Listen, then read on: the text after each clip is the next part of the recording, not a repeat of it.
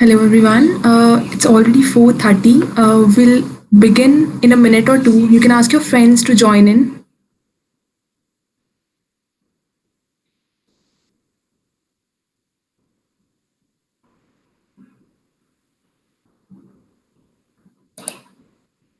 Just let me know if my voice is audible in the comment section.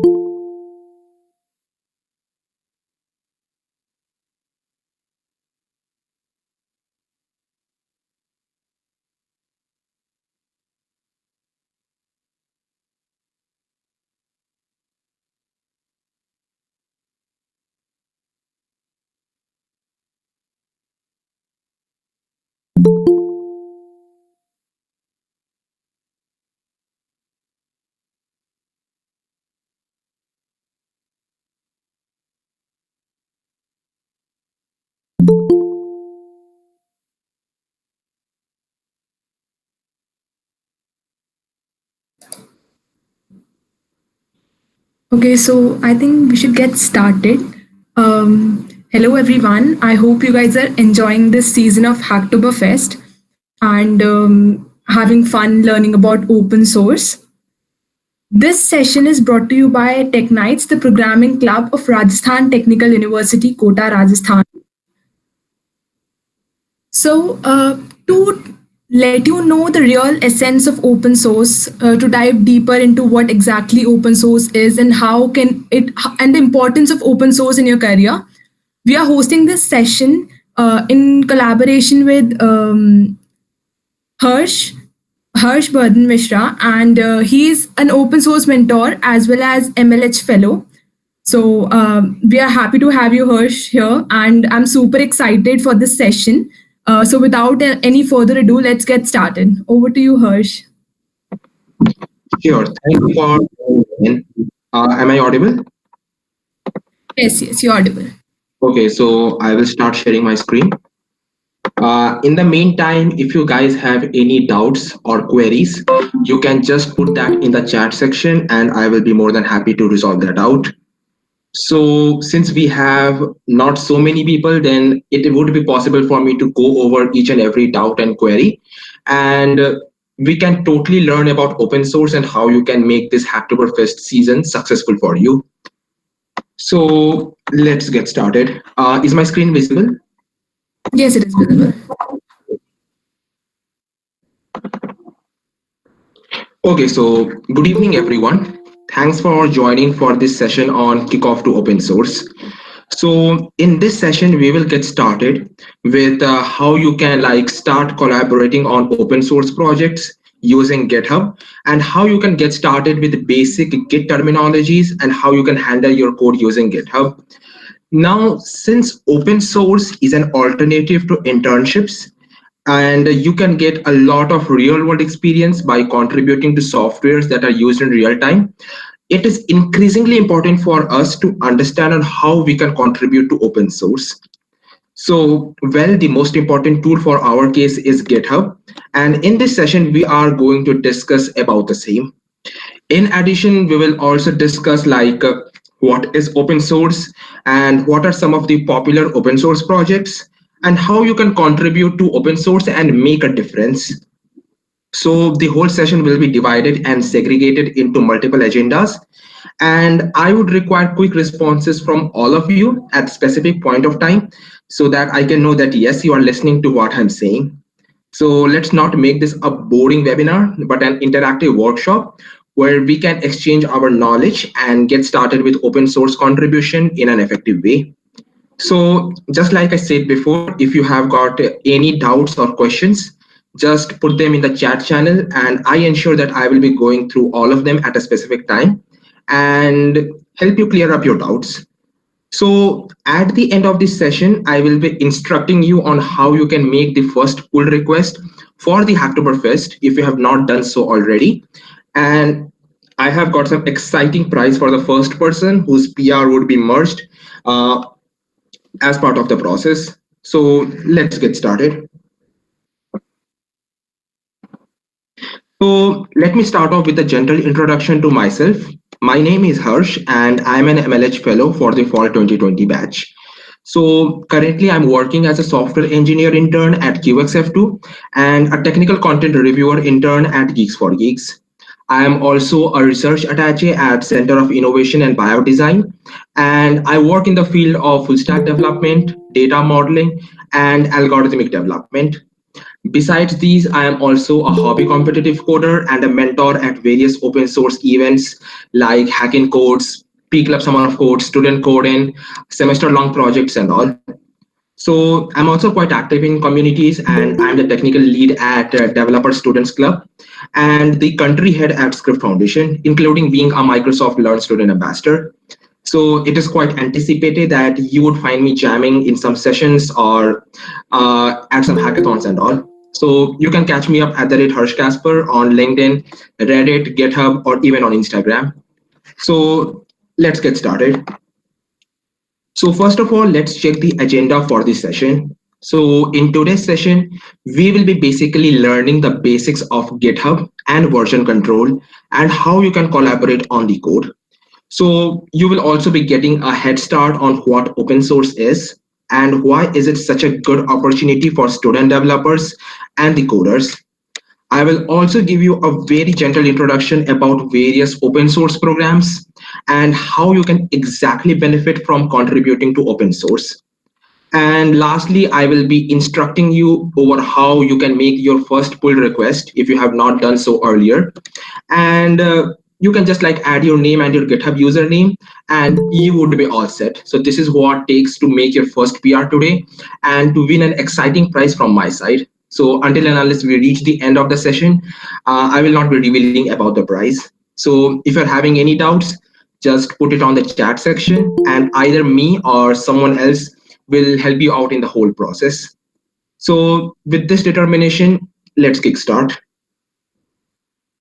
So the first agenda of this session is what is open source. So in very simple words, open source software is a software that anyone can inspect, change, and share with others. So just like you already know, code is a part of a program that most users don't have to see. So let's say you are using some application. Let's say you're using Netflix or Snapchat. So basically the application that you are making use of is a highly abstracted version of what has been actually developed. So if you are using the application, it is highly unlikely that you will bother about the code that has been implemented for the purpose. So basically the code, the program that we have written is just like a recipe. It tells us how we can actually develop it and how we can actually implement it. So if someone is making their code open source, so this allows them to this like allows anyone to take a look at it and make their required changes. So there are some softwares which are regarded as closed source. So if I take some examples, then Microsoft Word, Adobe Photoshop. So these are the examples of software that is closed source.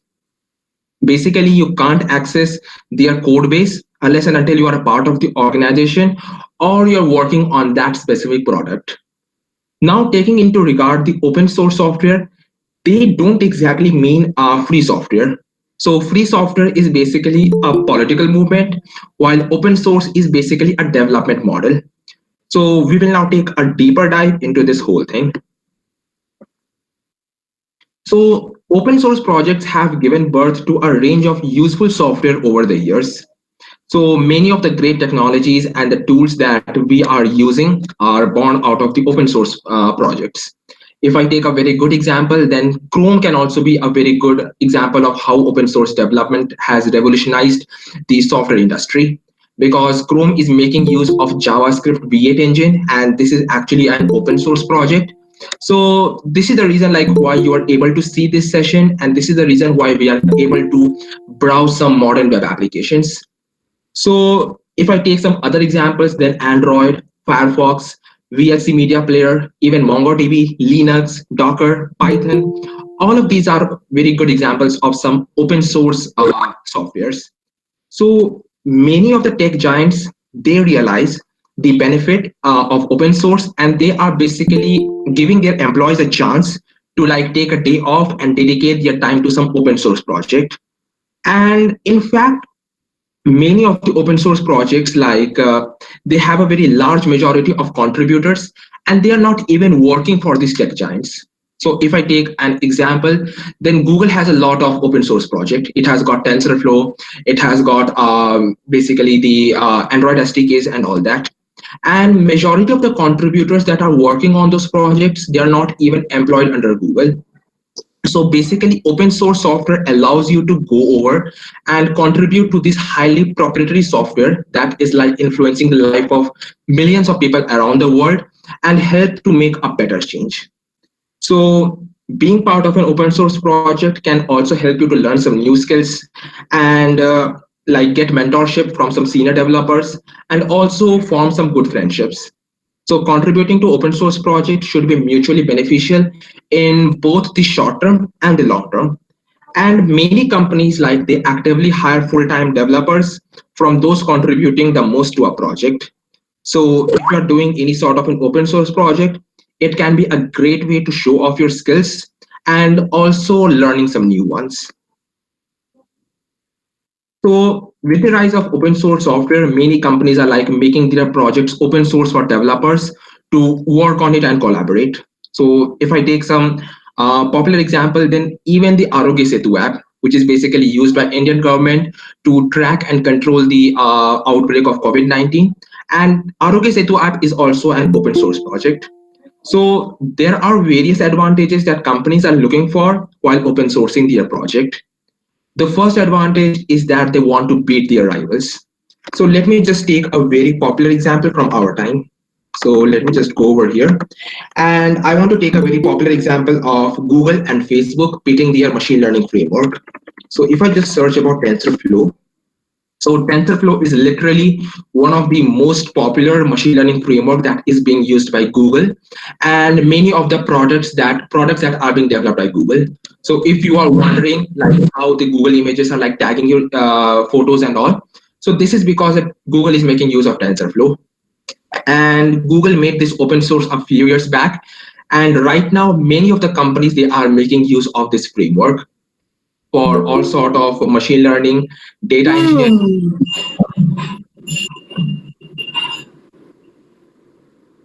If I take some second example, then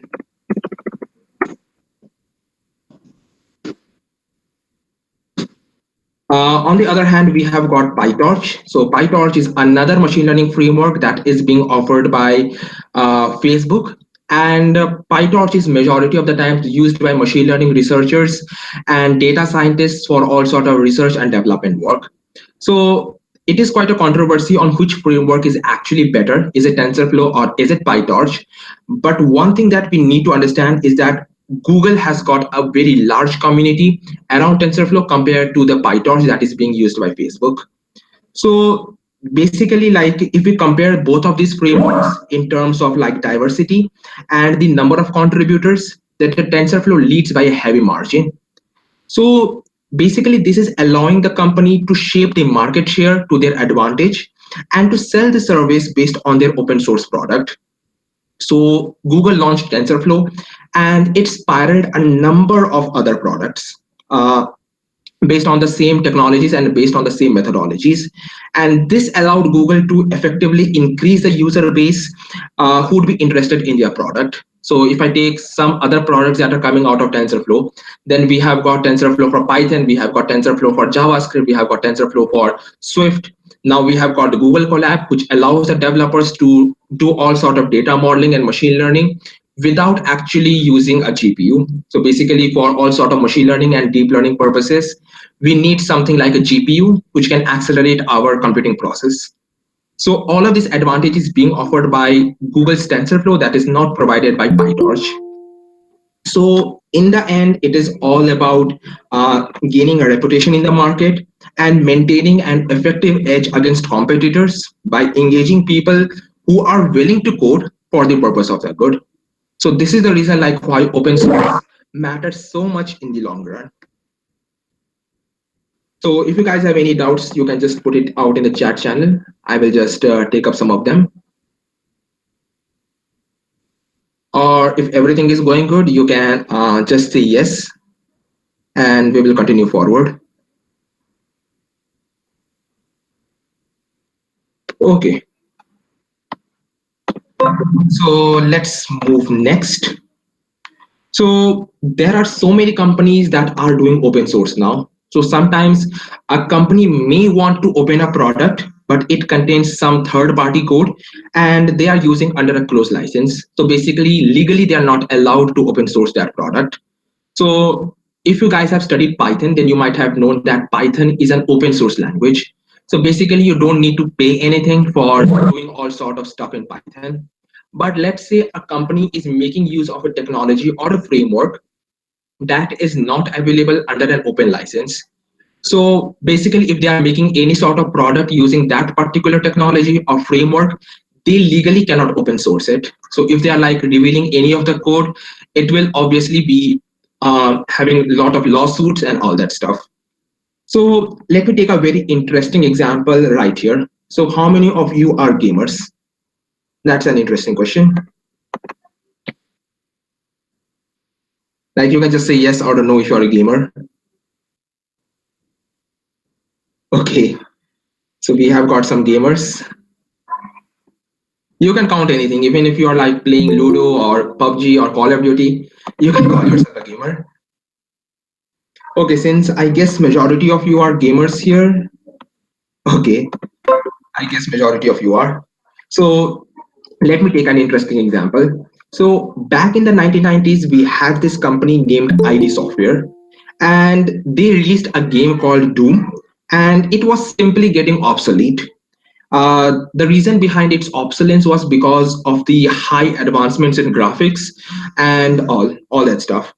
So what they did was that they released the project to open source and they did not release the assets. So basically, they put out that code online and anyone can take a look at their code, but they didn't release the asset. So if anyone wanted to replicate that code and build that software right from his own system, then it would not be possible for him or her to do that because he didn't have the they didn't have the assets for that. So this allowed them to like continue their whole game process even longer. And seeing the example of this company, many other companies like Parallax Software, they also open sourced their decent game in the same way. So over several years, we have got Doom, we have got Descent, we have got Doom 2, we have got Quake, we have got Quake 2, and all these games. And these games allowed the companies to sustain for a much longer time in the gaming community. So if the graphics technology and the hardware would not have evolved so quickly, it's reasonable to think that these games would have been open sourced much later. So right now we have many games which are not in open source community, but some of these games are still in open source and we can just basically go over to the internet, we can see their code and we can like slightly tweak them. So in a similar manner, we have some various open source projects and these are being released by many companies right now. So if I take some examples, then we have got the calculator application by Microsoft. So if I just go over here, so this very popular application, it is being open sourced by Microsoft on their open source GitHub organization, and it has been implemented using C++. And we have got some other technologies like if I take some good examples, then we have got TensorFlow, which I just showed you few minutes back. We have got Node.js, which is like being used for full stack JavaScript development and much more. So many companies are open sourcing their project, but it all depends on what sort of technologies that they are using and whether they need to open source it right now or it would be open sourced much later. So coming on to this slide, so on why open source matter. So I guess everyone has now a good idea of things that is going behind the scene right now. So if I take into regard on why open source matter, then there are various advantages here. But the few I would like to highlight with respect to how it would help you to enhance your own career. So first, you will enhance your coding and development skill. If you are doing open source, you can learn a lot from professionals who are working in open source for a very long time. And if you're looking for remote developer jobs, which is quite a norm right now, then you must contribute in open source organizations, because from there you will get some good links which will be helpful for you to get some remote jobs. And there is one part which can be fruitful to you, is that you can be even paid by companies to contribute on open source project. But it's totally different and you need to undergo a tough selection procedure for that. But before that point, you need to learn a lot about open source culture and the technologies on which you want to work. So some of the open source programs through which you can actually get paid, that I would like to highlight here is GSOC, which basically stands for Google Summer of Code. We have got Outreachy internship, and then we have got MLH fellowship. So Google Summer of Code is like an annual program that is sponsored and powered by Google. So if you are selected into GSOC, that doesn't mean that you are an intern at Google. So in GSOC, we have got multiple organizations, like many organizations. And you have to just select one organization in which you want to contribute. You can make a proposal for that, and then you can like simply submit it. So if that organization is liking your proposal and they think that you are the best fit for the job, they will select you as an open source developer. So the perks of being in GSOC are quite great. Like the first perk is that you will get a stipend of around 3 lakh rupees, I guess, and you will have a lot of opportunities from Google and that particular organization. But the first and the foremost thing that you need to understand is that GSOC is highly competitive, and you must be doing this for the spirit of open source and not for some sort of stipend or perks that is associated with this.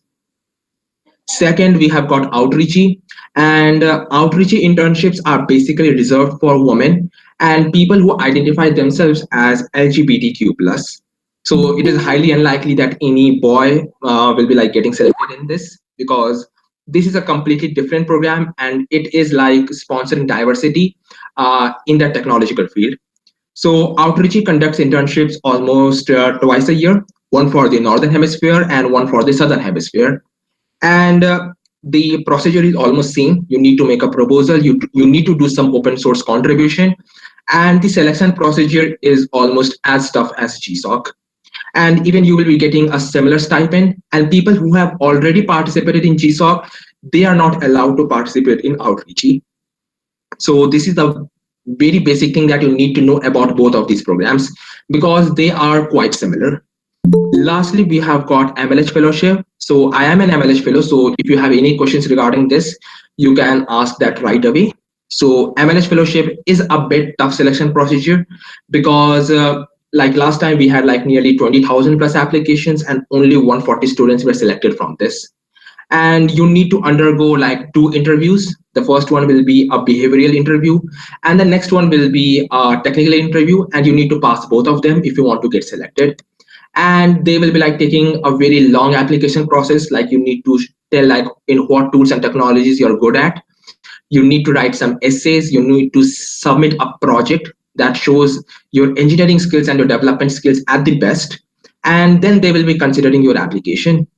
So in MLH fellowship, you will also be getting a stipend of around 5,000 US dollars. And all these programs are quite lucrative if you're looking for something that is an alternative to internships. So using your open source profile, using your open source development skills, you can easily make a mark right here. So I hope this part is very much clear. So why to do open source? So the particular reason on why you should be doing open source is that there is so much to learn out of this whole process. So in most popular open source projects, there are good eyes on who is contributing to what. So this simply means that if you are like contributing some quality code, and you are like showing off how good you are with the weapons of your choice, like the tools and the technologies that you use, so you might land like unlimited new opportunities, including custom projects for the same application, job offers, consultation requests, and more. So being part of an open source project will train you in a way that the other people are not. So for example, you will be excellent at organizing the code, reporting the issues, compared to someone who is not a very good open source junkie. So if you're a coder who likes to get challenges, or you want to make your resume better, or simply you want to give back to the community, then open source is a perfect place for you to get started with. So now that you have understood on why you need to do open source, let's cover a very important question on how you can do open source. So we will get to know some important fundamentals you need to follow while picking up a project to contribute to, and get started with collaborating with the other developers on the same.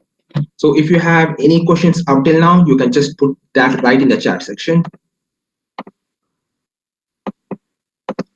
Okay, so Praduman has asked like which languages are most popular in open source project. So there is not something like a very popular language. So majority of the open source projects that I can find are implemented either in Python or JavaScript. But if you are going to some low level open source projects, like if I take into example TensorFlow, so that is implemented using C++. So at the end of the day, it doesn't matter. Like the language simply doesn't matter. You can learn JavaScript, you can do some stuff. You can learn about Julia, and you can do the stuff. So for each and every language, there are multiple open source projects, and you can contribute to any of them. But if you're taking my opinion, then either go with JavaScript or Python, because both of them are highly being used in data modeling, algorithmic development, web development, and all that stuff. So these two languages will be helping you out the most if you're on front end or on the back end or something else. So any further questions? If you're clear with all this stuff, then you can just simply write yes, and I will like move forward.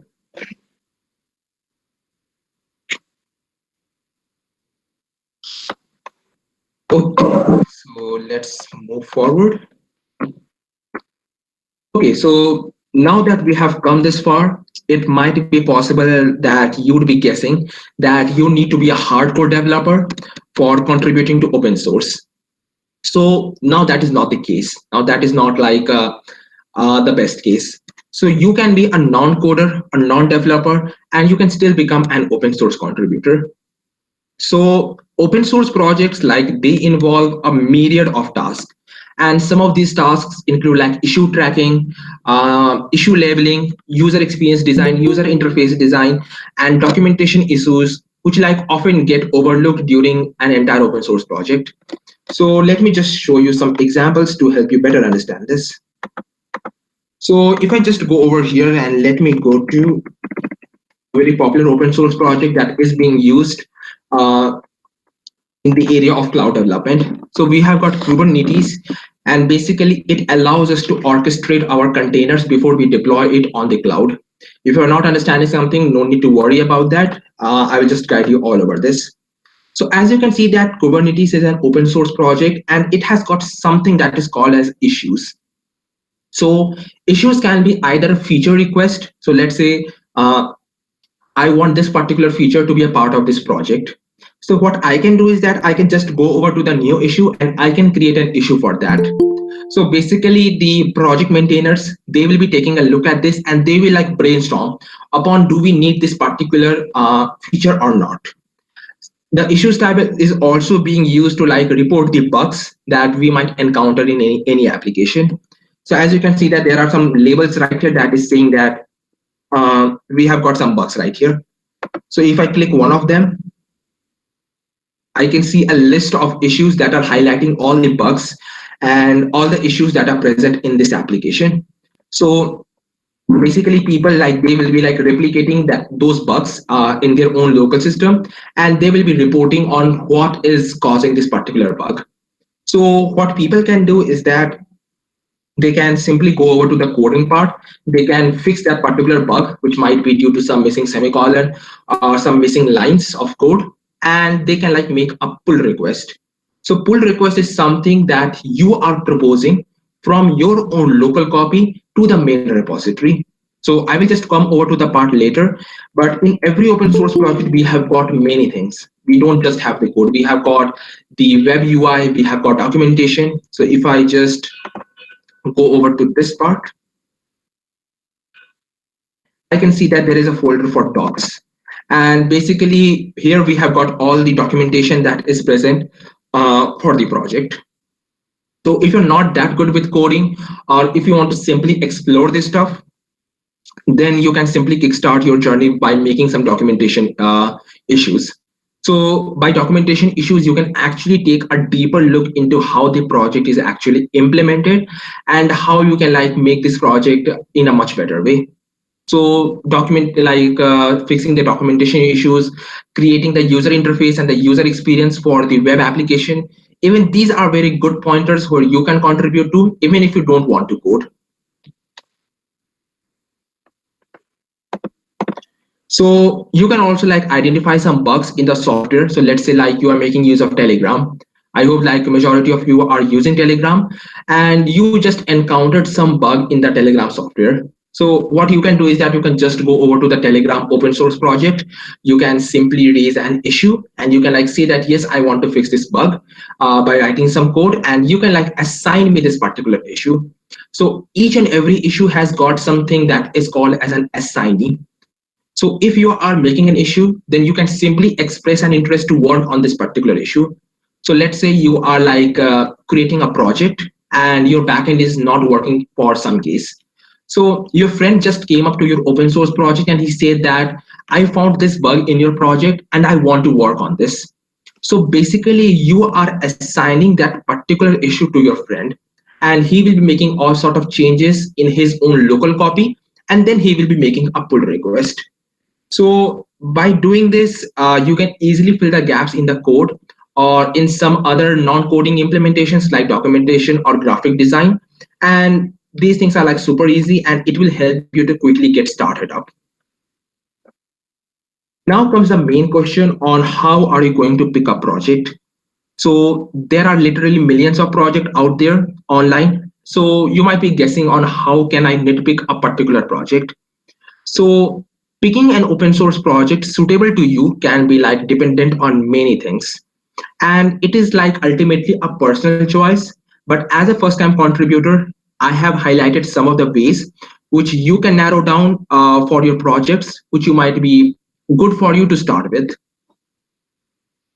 So if you are new to open source, seeking out well-documented projects or the projects that have active communication channel is always beneficial to you. So if I talk about some open source channels, like every project might have got some open source channel where people can simply talk about, they can simply chat, they can like discuss about some issues or some bugs that they have encountered, and they can see like on what issues we can do or what pull requests we can make. So people like they make some sort of communication channels on Slack, on Gitter, even on Discord. If you're not familiar with them, you can just go over to the internet and you can take a look at all of them. And by these communication channels, you can actively communicate the people who are actually handling the project. So if I just show you some example. So we have got something known as Layer 5. So Layer 5 is basically a mesh-based cloud service, and it has got something that is called as a Slack community. So you can easily go over here, you can make an account, you can get an entry into this community, and you can like simply talk about a lot of things. So basically people will be discussing about the technological aspect of this technology like the Layer 5. They can talk about some bugs that they have faced, or if you are setting up this project on your own local machine and you're facing any issues, you can just ping up the project mentors or the maintainers, and they will be like helping you out. So it is just like something like WhatsApp, but on a much more professional basis, just for helping out these open source projects to sustain the environment. So if you're contributing to open source and you need some guidance from some people who are actually working on this, it is best for you to seek out these communication channels. And for the majority purpose, almost every open source project has got some open source communication channel. So it can be either on Zulip, or it can be on Discord or on Slack or something else. So basically you just need to find out that. Next, you can like take a look at if the project has got a right README. If you're like wondering what a README is, then you can just simply take a look at this. So let's check out this Kubernetes project. So Kubernetes has got something that is called as a README. So basically README, the name signifies if you are coming on this project for the first time, the project mentors or the maintainers, they want you to first look at this particular file, and it has got each and everything that will help you to get started with the whole process. So I can just see that Kubernetes is an open source system for managing containerized application. It is hosted by Cloud Native Computing Foundation. How we can get started with Kubernetes? There are a lot of resources and tutorials for the same. We can even develop Kubernetes on our own local system, and this is how we can like reach out to them. So basically, Kubernetes has got its own communication channel. Yeah, so this is a community. So we have got a Slack channel, we have got a marketing team, we have got a YouTube channel as well. And basically, like we can join any of them, and we can start talking about the problems that we are facing while using this project, or some ideas that we have in mind regarding this project. So this is the primary purpose of a README. Then we have got something that is called as a wiki. So if I have to show something related to wiki, let me show one of my own projects for that purpose.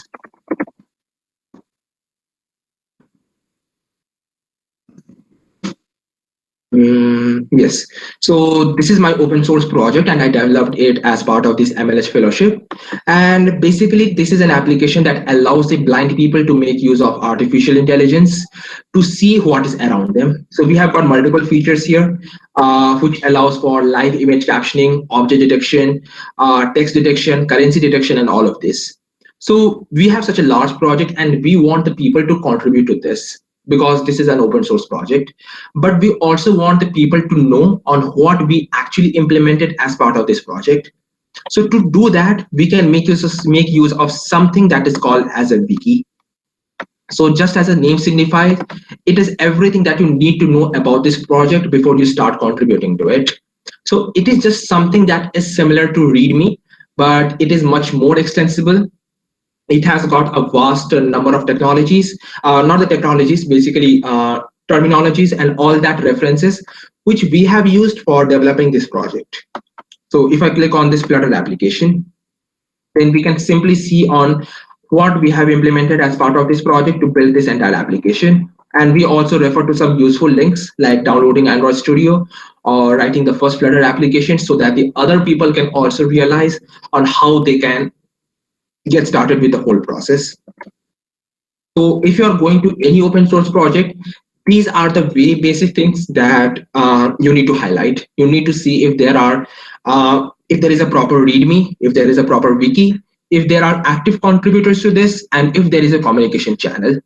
So basically, this will allow you to communicate directly to the people who are in charge, and this will help you to make your open source contributions more seamless. Next, you need to like decide on which stack you want to work. So it can be a Python based project, or it can be a JavaScript based project, or even it can be as like a simple C++ project. So it's all upon your choice. Thirdly, you should be picking a project that resonates with you and your interests. So perhaps like you enjoy gaming, so you want to contribute to some open source game, or you just found out a library like Pygame that is really useful to you. So you can just contribute to them as a token of your gratitude and appreciation. So if you are considering that your contributions will often be done in your own free time, so you can pick up a project that you really care about, or it can be like motivating for you if you're contributing to it for a very long time. And lastly, you just need to contact the project admin or the mentor through the communication channel. So just like I mentioned before, it can be on Slack or on Discord or Gitter. So you can join these publicly, and you can like contribute in a meaningful way by talking with the people who are actually in charge. But now the most important question that might be rising in your mind is how are you exactly like going like how are you exactly like going to contribute to these projects? You right now understand on what open source is, how you can actually do open source, but how you can actually collaborate with them using code.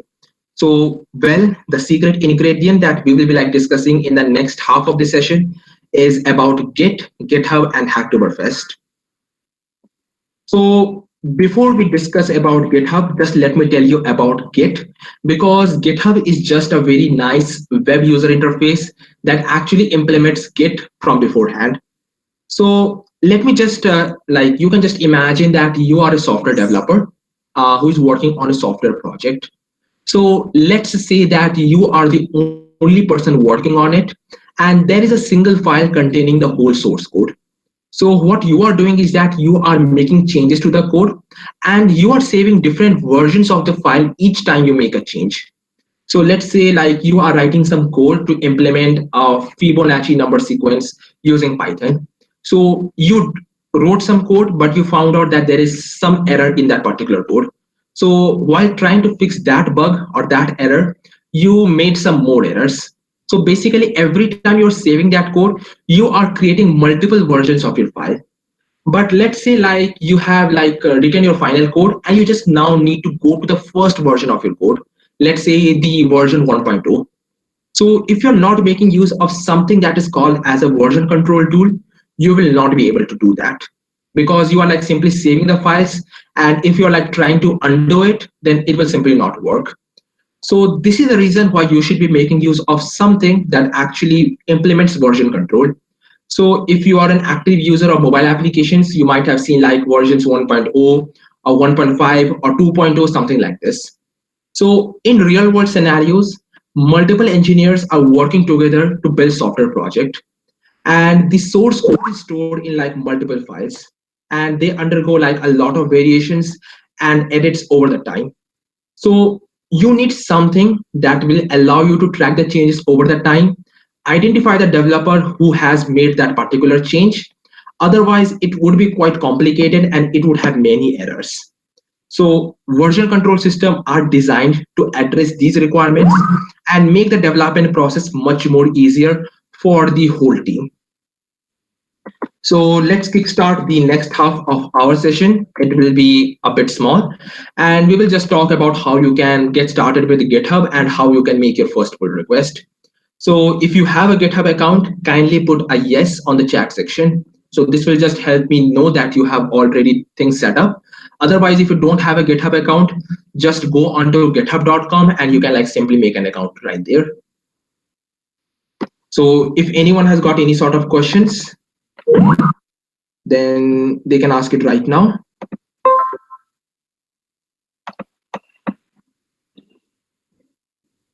Is there anyone who doesn't have a GitHub account?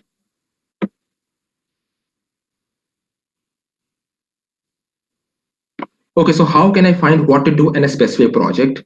So Satnarayan, I guess I discussed it previously as well, but let me rephrase that whole thing. So let's say that you are good in front-end development, and you especially want to work on something that is related to front-end. So you need to go on a hunt for projects that are looking for front-end developers. So for that thing, you actually need to go to the issues tab. I will be explaining it again right now. And you need to see if there are some issues that are related to front-end development.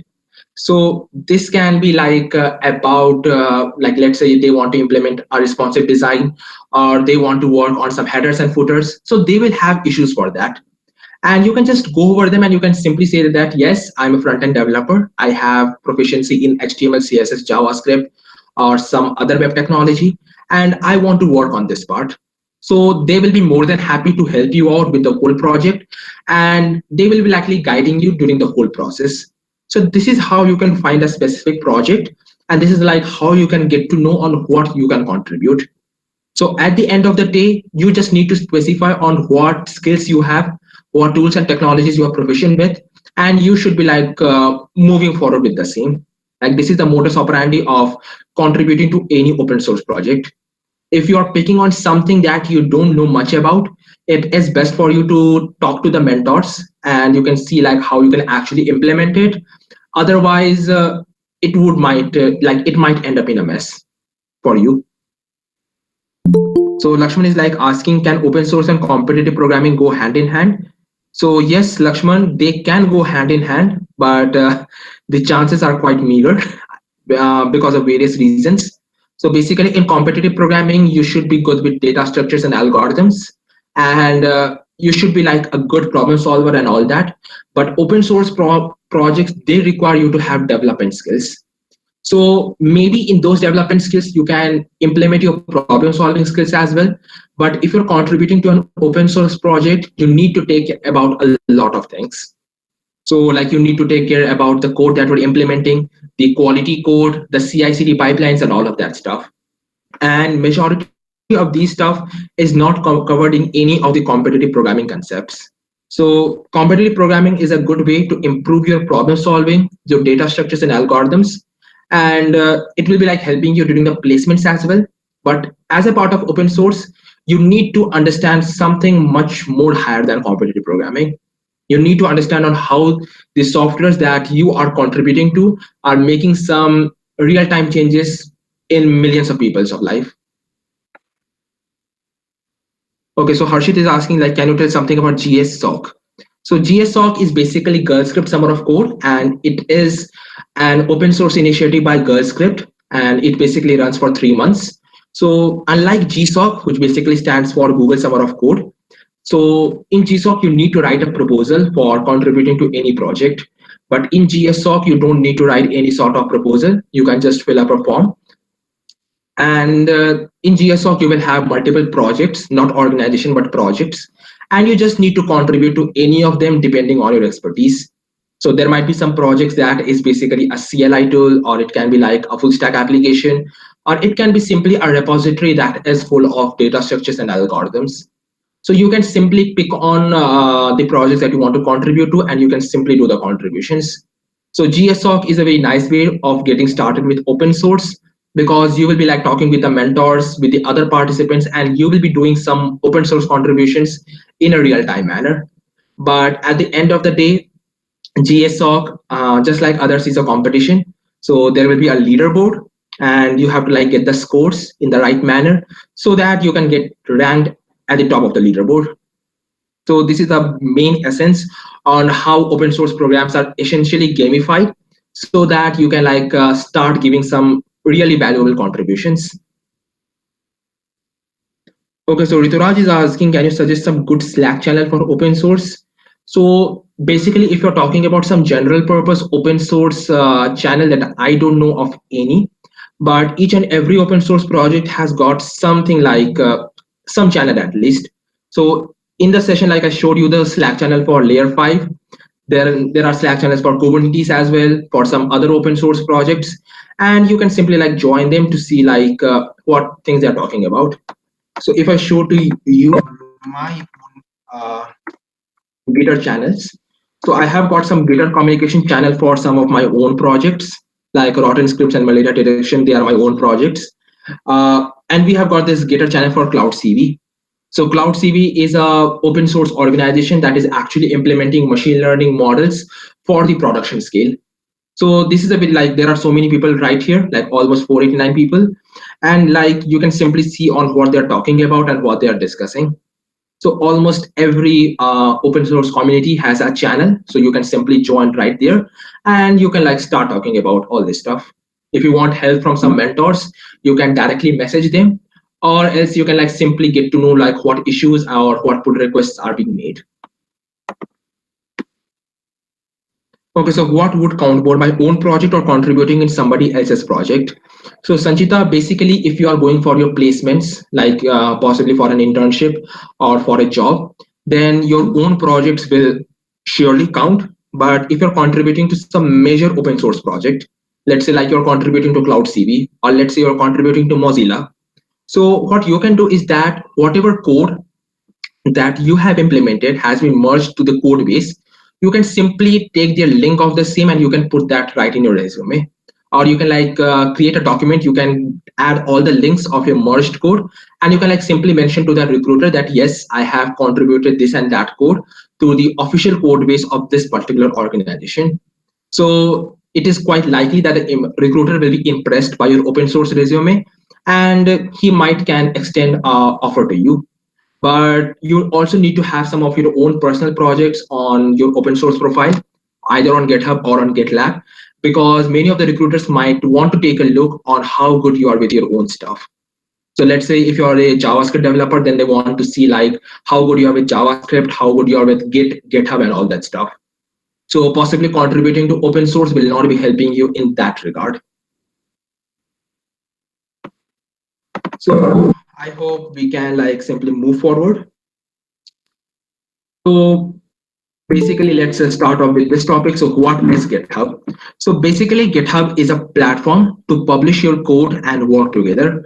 So GitHub basically shows all your commits and the branches that you create using Git. So let's take a look at some GitHub repositories and explore them right away. So the first repository that I want to show you is Helping Hand. So basically, in every GitHub repository, you have got something like code. So in this code tab, you have got all the code or the documentation that you have implemented as part of this project. So most likely, this is the window that allows you to see the source code of any open source project. So let's say I want to take a look at how the libs have been like characterized. So I have got some multiple folders right here, like currency detection, image captioning, live labeling, OCR, SOS, home.dart, which is basically the home page. So I can just open it right away. I can see all the code that has been implemented for this. So I can take a look at this code, even I can learn something from it. Or if there is something that is not correct according to me, I can simply make a change to it by making my own local copy of this repository. So this is exactly how you are going to do it. So this is the code part. So basically on this project, we have got like three contributors to this. Oh, four contributors to this. And they basically signify all those people who have contributed to this project. Then we have got something that is called as issues. Let me just go to a different project of mine because we have got a lot of issues up there. So this is one of my other project. So in this code, we have got multiple scripts that has been written in various programming languages like JavaScript or Python or Bash or Golang. And we can just take a look at any of the code that has been implemented right here. So this is what we call something as a repository. So you can call this repository as a collection of files and the folders that has been added as part of your project. But moreover, a repository is a collection of the commits. Now, you might be asking on what a commit is. So this is what we call as a commit.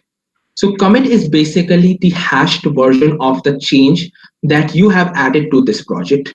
So if I just click on the commits, so I can see on what changes I have made to the project right from the beginning of this project till this point of time. So this is how easy it is to review all the changes that has been made over the time.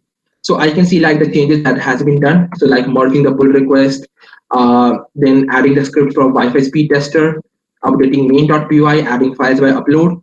So there are a lot of commits that has been made. So commits are nothing but the changes that has been done to the project, either by adding some files or deleting some files or changing some lines of the code. So if you're making any sort of a change, so basically what Git will be doing is that it will be like creating a hashed version of your change and it will be storing that into the repository. And once we make a pull request, then we are just pushing this commit right to the main repository. So this is exactly what we are doing behind the hood. So next is issues tab. So basically in issues tab, we can take a look at all the feature requests or the bugs that we are having in this project. So in this issues tab, we have got everything related to scripts. So like there are some people who have given an idea of creating a test data generator using Python, or creating a script to launch an EC2 instance, or creating a script which can like act as a banner, like creating a script which can like bomb issues on a pull request. So these are like some of the good examples of issues that might have in any open source project. So just like I said before, issues are nothing but feature requests or bugs that you might see in this application. So since this is not a completely like centralized application, so we are having a lot of feature requests that can be made a part of this project. So this is exactly what issues is doing. And finally, we have got something that is called as pull request. So pull request is nothing but the changes that has been proposed by one contributor to this main project. So just let me show on how you do actually do the changes. So let me show to you issue. Okay. Okay, so let me just go over to some older issue. Yes. Okay. So basically, I created this issue and I requested for a feature to download the Project Euler problems. So if you don't know what Project Euler is, then it is one centralized place of all data structures and algorithms question. And they are like solved using some tough mathematics. So you can just go over to the internet and you can know more about them. So I wanted a script that can actually download all the Project Euler problems to my system. So I just created a description. I mentioned all the languages that can be made like the contributors can make use of, and they can like simply like create a script out of that, and they can like make a pull request to my repository. So once I made that, so every participant that wants to like work on this issue, what they can do is that they can go and create a fork. So fork is nothing but creating our own local copy of the project in our own GitHub repository. So right now, like there are many open source project, and if you want to contribute directly to the open source project, you should have something that is called as a maintainer access. But if you're contributing to any project for the first time, it is quite evident that you would not have the maintainer access. So you need to create a local copy of that project in your own system. So for that purpose, what you can do is that you can just go over to any project and you can simply create a fork of that project. So fork is nothing but creating our own copy of that project in our own GitHub account. So if I just see my own GitHub, then there are many forks that I have done from some popular open source project. So this is a fork of FreeCodeCamp. If you guys don't know what FreeCodeCamp is, then it is a very popular website for learning all sort of web development, Python, machine learning, and all that stuff. So on the FreeCodeCamp's official repository, they host all sort of problems and the solutions that they have on their main website, including the whole source code of the web application. So I wanted to contribute something to this project. So what I did was that I created a fork of it. So as you can see that once I create a fork of it, I can see that I have my own local copy. And what I can do is here, like I can just create a new file, I can edit some file, I can do whatever I want. But all the changes that I have made will be restricted to my own forked repository. They will not be reflected on the main repository. So if I want something to be reflected on the main repository, I have to do something that is called as a pull request. So what the pull request will be doing is that it will be pulling out all the changes that I have done from my forked repository, and it will be making all these changes visible to the main repository. So if I just go back to this previous issue, let me just see on what I have done. So I created this issue and I actively asked people to come and solve this particular issue. And I saw that Namya has taken this up. So she was one of my mentees in student coding. And what she did was that she created a fork of this repository. And then she did all the changes. She added the files and all that implementation stuff. And then she created a pull request. So this is what a pull request is like. So as you can see that there is a pull request from Namya's forked repository into my primary repository, and I can directly see on what files she has changed. So she added a README file to this, okay. She added a Python file to this, okay. And she has got some snapshots of what implementation she has done. So this is exactly how you need to go forward with any sort of contributions. So in every open source project, you will have some issues. You can take up those issues. You can simply ask that I want to work on this issue, and the maintainer, like he or she will assign you that particular issue, and then like you can simply make a pull request out of that. So this is as simple as it is. And Hacktoberfest that is currently going on, it simply asks you to make 4 pull requests over that period of time. So this is like how you can go over forward by making some sort of pull request. We have got some other things as well as part of this project, like actions, which basically signify the GitHub actions that I'm using. So basically this allow me to implement some sort of a bot behavior. Like let's say I have created an issue, but no one has commented on it for like past 7 days. So the GitHub action can simply mark it as stale, that there is no activity on this pull request or this issue. And I can like safely close this because no one is willing to work on this part. Then we have got something like projects, which basically signify the Kanban boards, and it will allow me to track the progress of the project over the time. We have got wiki, we have got some security dependencies, and in these insights, I can just take a look at how popular my open source project has been over the period of time. So these are the simple things that you can like simply take a look. So I can just go over to the traffic. I can see how many people have cloned this repository, how many people have visited this repository, and how popular this repository is on the internet. So this is one of the good ways of like tracking the progress of a project over the time if you are a project administrator.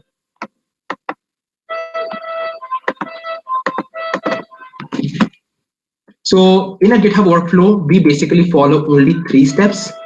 First, we create a fork of that repository, which essentially means that we are creating our own copy of that repository. Then we like create a branch. However, this is not needed actually if you're not making some major changes.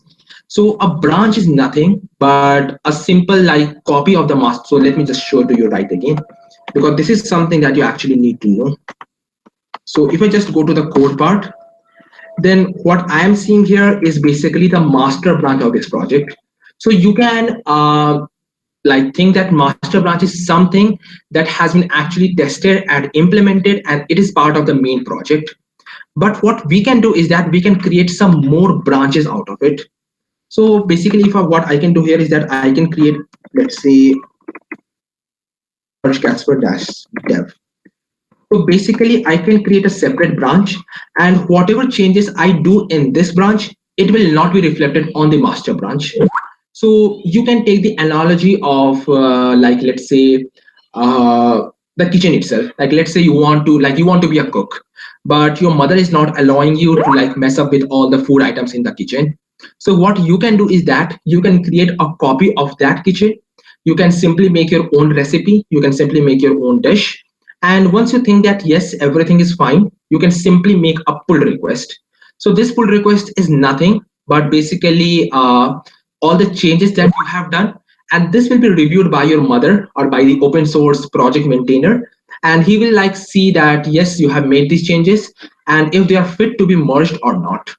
So this is exactly how you're doing the stuff. So if you are creating branches, then it is like highly likely that you will not be messing up with your master branch. So basically, sometimes accidents happen.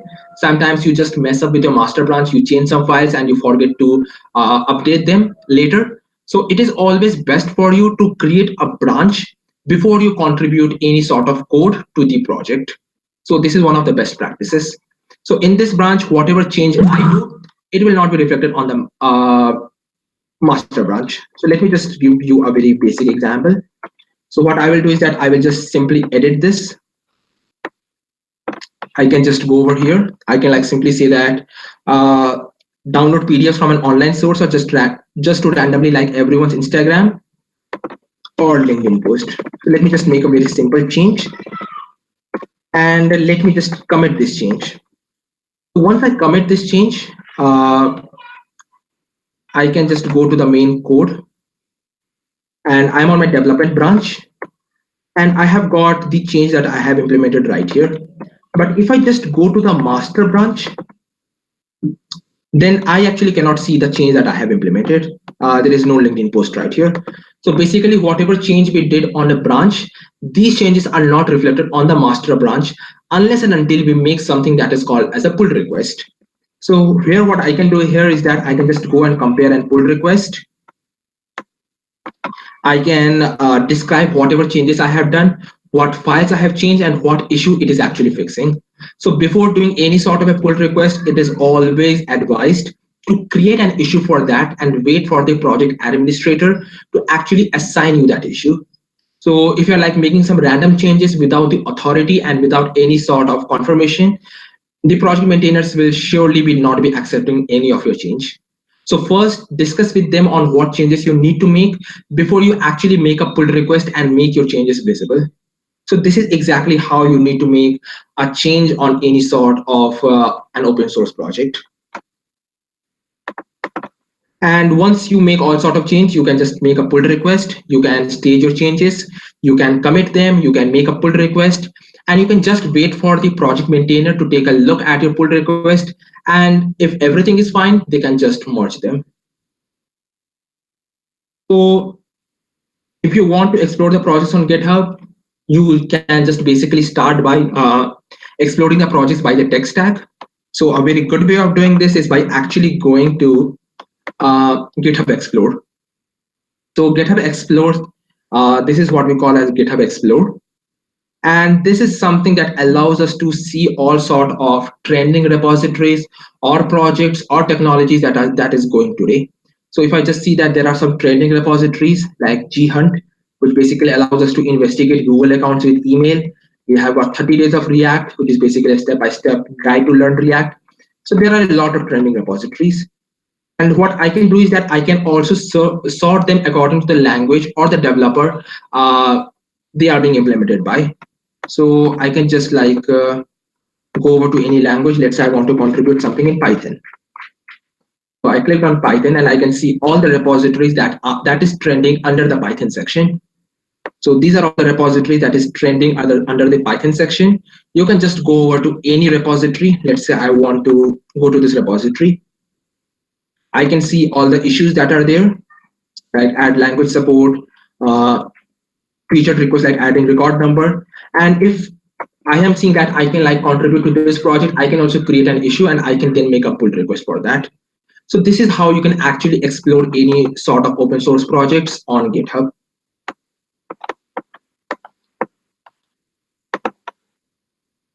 Then you have got some topics as well, like you can check out some algorithm, API, Arduino, Azure. So there are a lot of topics and you can simply explore them and you can see what sort of repositories or projects has been implemented using the same. So let's say I want to explore the Angular topic. So in Angular, there are nearly 25,000 public repositories, and I can just check out all the projects that has been implemented using Angular. So there are a lot of stuff, and I can just see what issues are there, or whether it is beginner friendly, because this is something that we need as part of our journey towards open source contribution. So this is the basic stuff that you need to take a look at. You can just also take a look at the wiki part if they have a very good documentation. And once you think that, yes, I'm good to go with, you can simply join your communication channel. So now we have covered almost everything related to open source, GitHub, and how you can make the first PR. So now we will be helping you out on making your first PR and helping you to go a step ahead. So as part of this agenda, I will be giving out a special prize. And this special prize is $200 Google Cloud credit. If you want to do some cloud development stuff for the person who will be making the first PR today out of this workshop.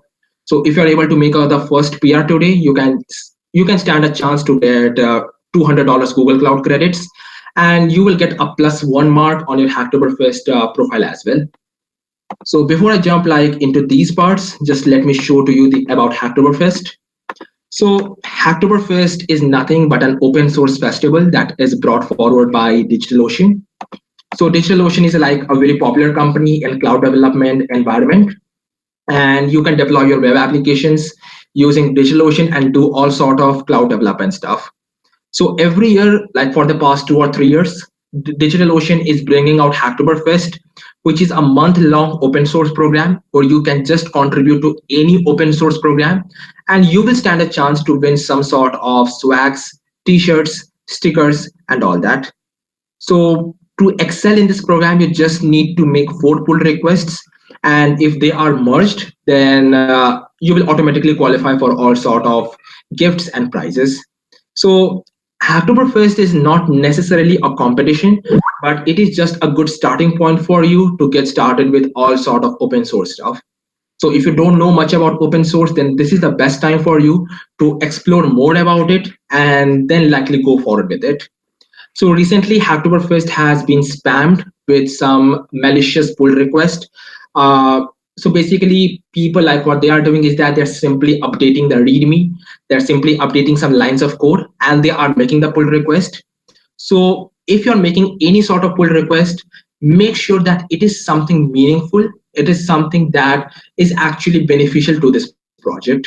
So let's say you found some typo in the documentation. You found like it should be are, it should not be is. So you can probably fix that, but you should be like discussing it with the maintainers, because many of the open source maintainers, they are quite angry and they are like quite disappointed by the pull request that is coming out from the developers. And some of the developers are like literally spamming Hacktoberfest with all these spam PRs. So if you are a complete beginner, if you don't have any idea about development and all, you can probably go forward and just contribute to some data structures and algorithms, but don't indulge yourself in any sort of malicious pull requests and all of that, because that will surely dampen the spirit of open source. So make some meaningful contributions and you will automatically get a chance to be like featured on Hacktoberfest and get some really cool swags. So basically, if you are like, if you want to work on any issue, if you want to like contribute to any open source project, first you need to find an issue that actually interests you, and then you can like simply claim it. And once you have been assigned that particular issue, you can go over and make a pull request for that. So you just need to follow two steps. The first one is to find an issue, and the second one is to make a pull request for that. So for doing this, I will just show you a very brief demo. Till then, if you guys have any doubts, just let me know. Okay, what if I make changes at two places and report just one in pull request? Will the admin be able to see all the changes I have made, or he will be able to find the changes? So if you are changing some files at two places, like let's say you would have changed two files, so and you have like reported just one in pull request, so that is simply not possible. Because let me just show it to you some example. Mm,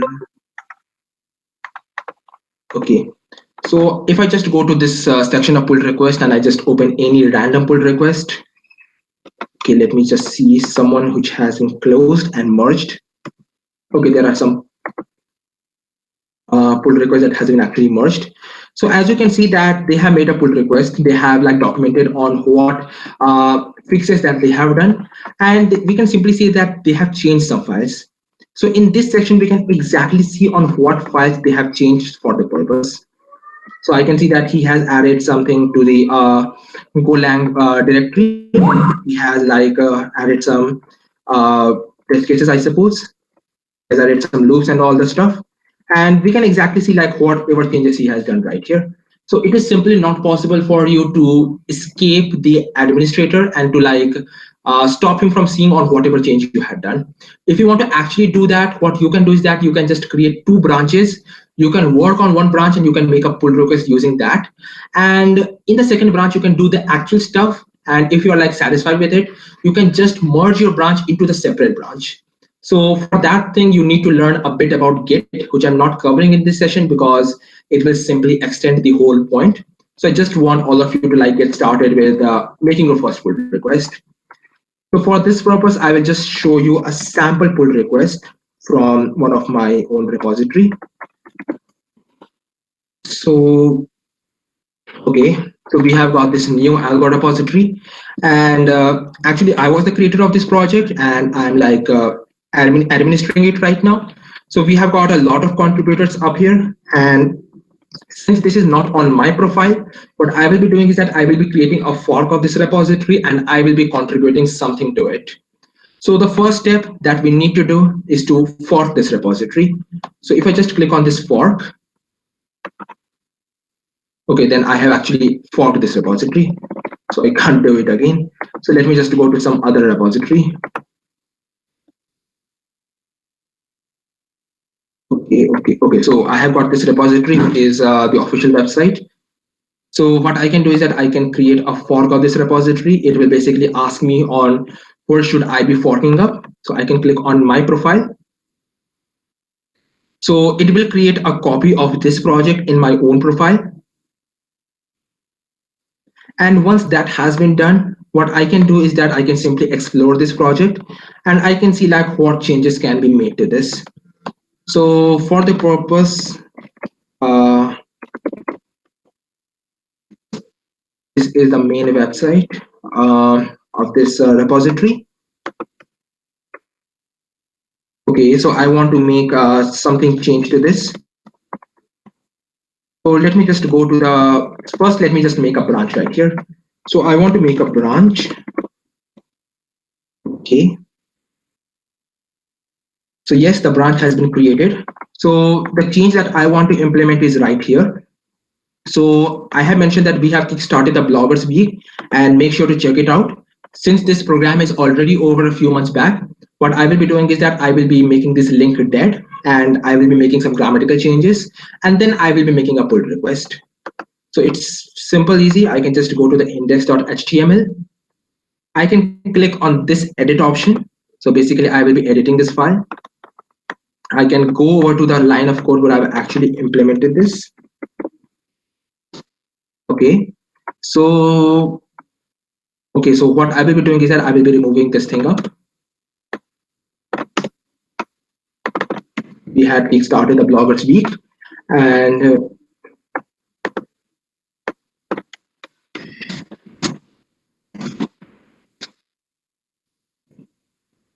okay, so we have made the change.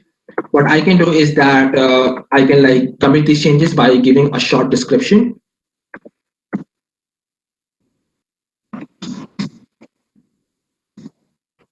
And I can simply commit these changes. So once I commit these changes, I can go to my own fork repository, and I can see that my branch has got some pushes.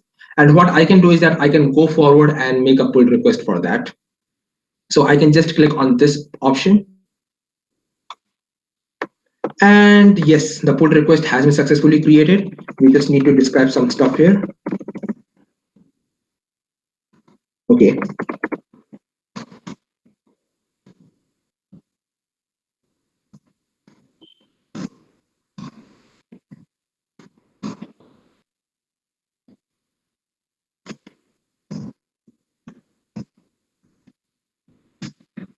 So whatever I'm doing here is just for an example. Don't do it in some actual open source project unless and until you are like creating some issue. So yes, what I have done here is that I have created a pull request from my own fork repository, and it is now like being pushed. The code is being pushed to the master repository of this whole organization. So unless and until some project maintainer will actually see this, like he will be actually reviewing my code, and then he will be like merging my code right there. So since I am the project administrator, then what I can do here is that I can just merge this pull request, and I can see the commits that I have made, basically all the changes that I have implemented, and I can see the changes that I have done in this file. So what is being highlighted in light red, it is the lines of code that I have removed, and whatever is shown in light green, it is the lines of code that I have added. So yes, the changes has been reviewed. What I can do is that I can go simply and I can merge this pull request. You will not have an option for this because you are not a maintainer of this project. But yes, once you have a very clear idea of what you have implemented, you can directly communicate that to the project maintainer. He will be like taking a look at your own pull request, and if everything is fine, he will be merging it up. So this is how you can do any sort of an open source contribution. So if you have any doubts, just let me know right now, because we will be moving ahead with the competition right now, a very small competition. So if you're having any doubts, just let me know so that I can clear it up. Because today we are going to have like fastest finger first for this thing.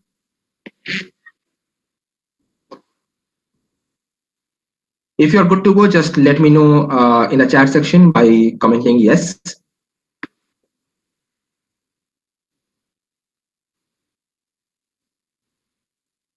Okay, I guess majority of you are on for this. So let's go over to the competition. So I would like you to go over to this repository, bit.ly hackamu. Let me just open it right here. So actually I created this repository for the purpose of a session at MIT University, but even like you can contribute to this. So I will just pass on this link to the Google Meet chat. So you don't need to like comment on any sort of an issue. What I need you to do it is that I have just created an issue right here, And I have just mentioned that you need to add your name to the website. So basically, what you need to do here is that you need to create a fork of this repository. Then we have got a very simple website, which basically shows all the participants whose pull requests got merged. We have their name, we have their description, and we have got their GitHub ID. You can just simply go to the script folder. There will be a data.js, and you just need to like copy paste this block, and you need to like add your name, your description, a very short description, and your GitHub ID. And once you do that, you can simply make a pull request. So this is the very simple thing that you need to do as part of this competition. Once you make a pull request, just send the link of that pull request on the Google Meet chat so that I can easily review it. So in the meantime, just let me show on what you need to do. So we have the master branch. Basically, you need to just do another step of forking the repository. I will be doing it directly from here in Harsh Kaspi. Okay. So I have done this. I can just go to this script directory. I can go to data.js. Okay. I can click on this edit this file. Basically, it will be a small pencil-like icon. And I can simply copy this block of code. Okay. I will put a comma because it is a JSON data structure. We don't want the JSON data structure to be inconsistent. Let me write something that can be like, okay, software developer. Okay. And let me mention my GitHub username. And I have added my name. Basically, this is a sample repository. I hope you can make some meaningful contributions to some projects. I will highlight some of the projects that you can contribute to at the end of this session. But yes, once we have done that, I can simply go to the main repository now. And I can see that there are some pushes. I can go and make a pull request for that. So this is the only thing that you need to do as part of this competition. I will not be considering my own pull request because I want you all to get the chance for this. So go over, make the pull request, and let's see who makes the first pull request. Okay, I guess we have the winner. Okay, so Keshav Agarwal has done the first pull request. Let me just see the changes that has been done. Okay, Keshav. There are some issues in this code. First issue, you need to like add a comma, because this will be like simply breaking up the JSON data structure. And here you need to remove the comma.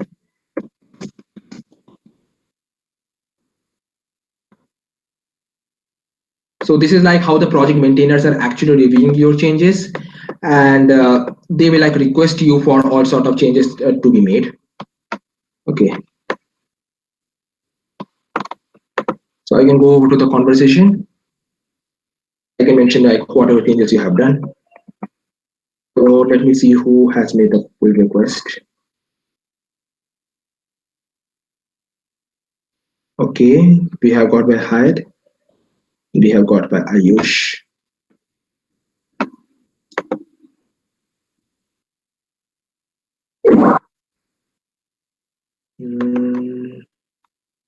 I guess Ayush has done it in a proper way, and Faiz has also done it in a proper way, I guess. Yes.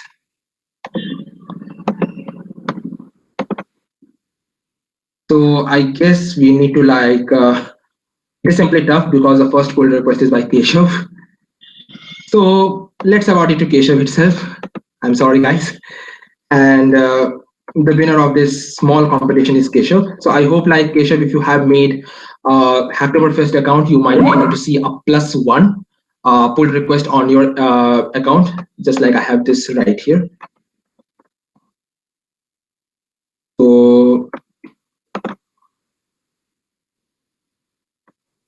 So yes, I guess so it should work.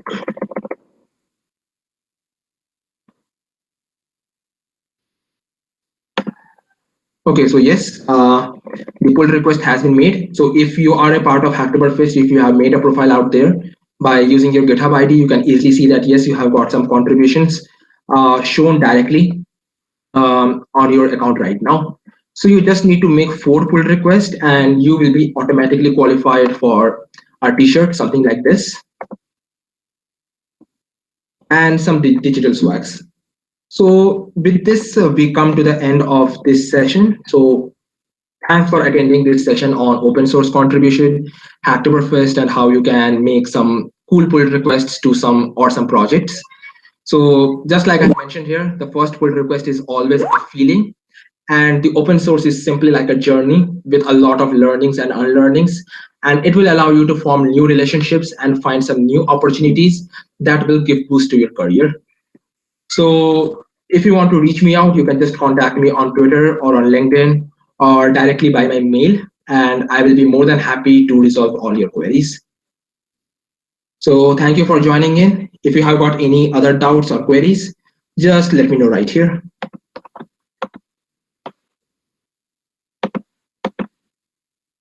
So much everyone for joining in. I hope you all liked this session, and thank you so much Harsh for all the knowledge that you shared today. Guys, do leave some feedbacks in the comment section.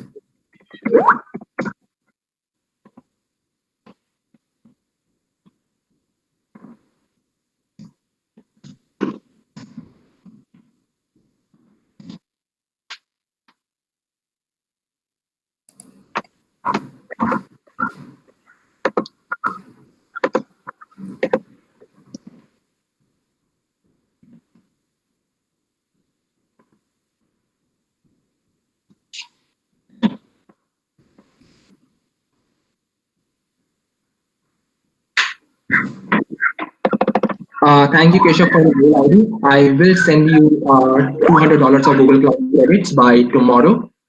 So if you have a Google Cloud account, then you can simply like use the code that I sent you, and you will easily get the $200 credits. So you can probably use it with Google Cloud apps to deploy your applications, and even you can play around some.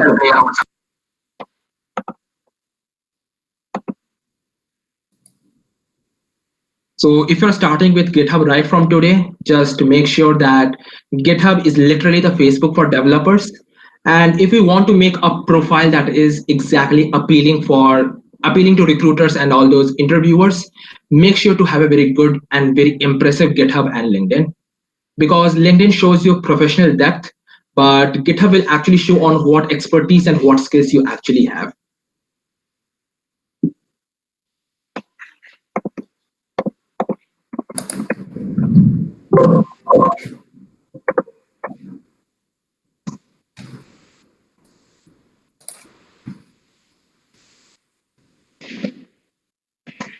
Thank you again. If anybody has any doubt, you can ask in the comment section, or else we'll wrap up the session.